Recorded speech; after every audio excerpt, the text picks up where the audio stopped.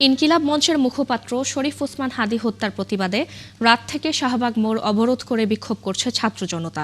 সকালেও শাহবাগ মোড়ে অবস্থান করছে নানা পেশার মানুষ, চলছে আন্দোলন, স্লোগান। এর আগে বৃহস্পতিবার রাতে হাদীর মৃত্যুর খবর ছড়িয়ে পড়লে শাহবাগে অবস্থান নিয়ে বিক্ষোভ করেন জুলাই মঞ্চের কর্মী সমর্থকরা। বিক্ষোভ করেছেন ঢাকা বিশ্ববিদ্যালয়ের শিক্ষার্থীরাও। আন্দোলনকারীরা বলছেন, জুলাই যোদ্ধাদের নিরাপত্তা দিতে ব্যর্থ হয়েছে বর্তমান সরকার। ফ্যাসিবাদের দোসররা এখনও দেশে ঘাপটি মেরে আছে। এ সময় বিপ্লবী সরকার গঠনের দাবি তুলেন আন্দোলনরতরা। হাদীর খুনিদের গ্রেফতার করে বিচার নিশ্চিত না করা পর্যন্ত আন্দোলন চালিয়ে যাওয়ার ঘোষণাও দিয়েছেন তারা।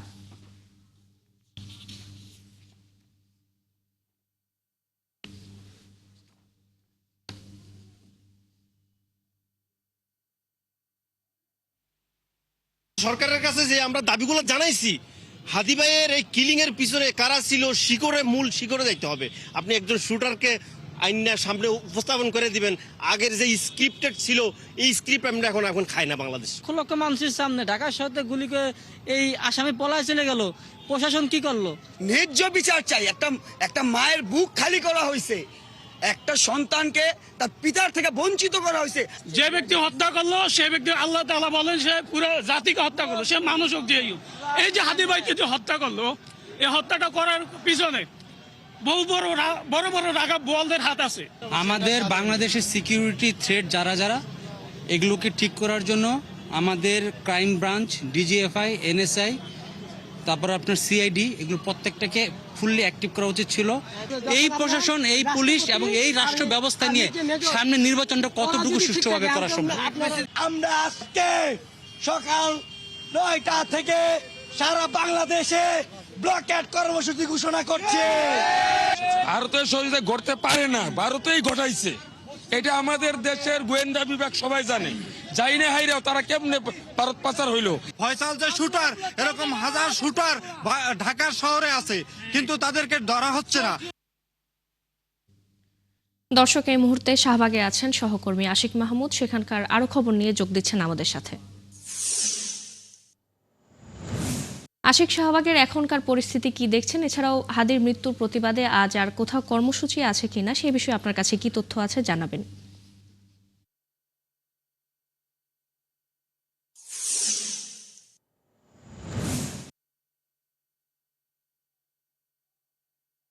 ফারজানা, রাত থেকেই উত্তাল শাহবাগ। হাদীর মৃত্যুর খবর যখন ছড়িয়ে পড়েছে তারপর থেকেই সাধারণ মানুষ রাস্তায় নেমে এসেছে।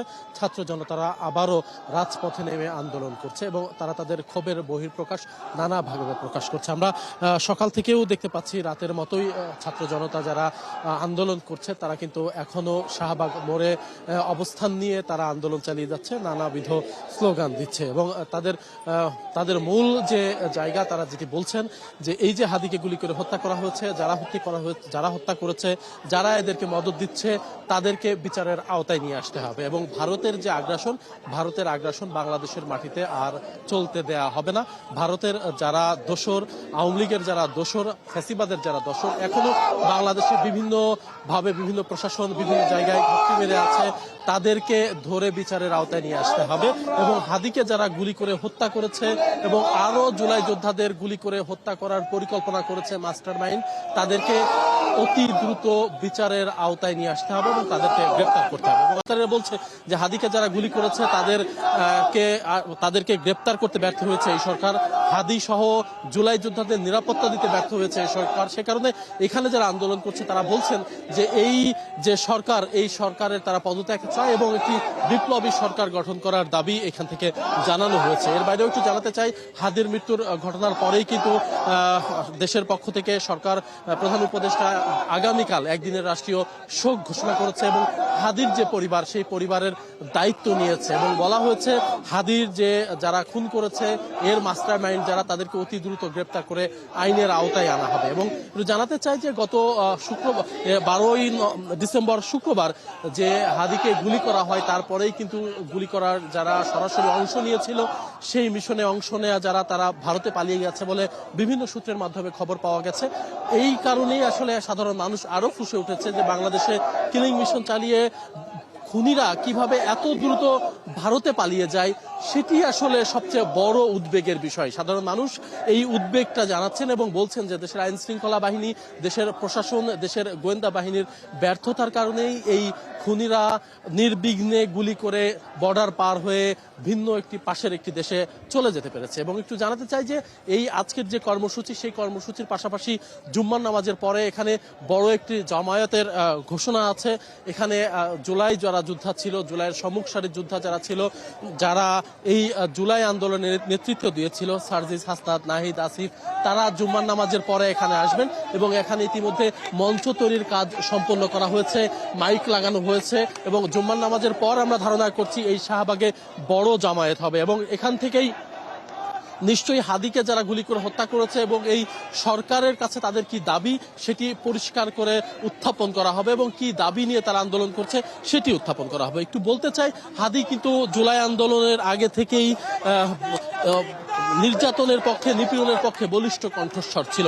সে কিন্তু নিপীড়নের বিরুদ্ধে নানান ধরনের প্রোগ্রাম, নানান ধরনের আয়োজন সবসময় করেছে এবং জুলাই আগস্টের পর থেকেই সে কিন্তু ফ্যাসিবাদের বিরুদ্ধে সোচ্চার ছিল। সে কিন্তু ফ্যাসিবাদের বিরুদ্ধে নানান ধরনের আন্দোলন করে গেছে এবং যে কোনো ধরনের অন্যায় অবিচারের বিরুদ্ধে হাদি কিন্তু বলিষ্ঠ কণ্ঠস্বর হয়েছিল।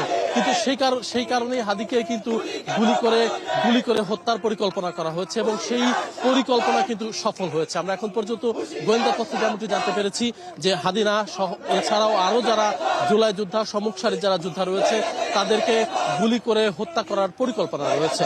এই কারণেই আসলে জুলাই যোদ্ধা এবং যারা এখানে আন্দোলন করছে তাদের একটি দাবি যে এই যে গোয়েন্দা সংস্থা, তাদের ব্যর্থতার কারণে এই হত্যাকাণ্ডের ঘটনা ঘটেছে। এই স্বরাষ্ট্রমন্ত্রীর পদত্যাগ দাবি করা হয়েছে।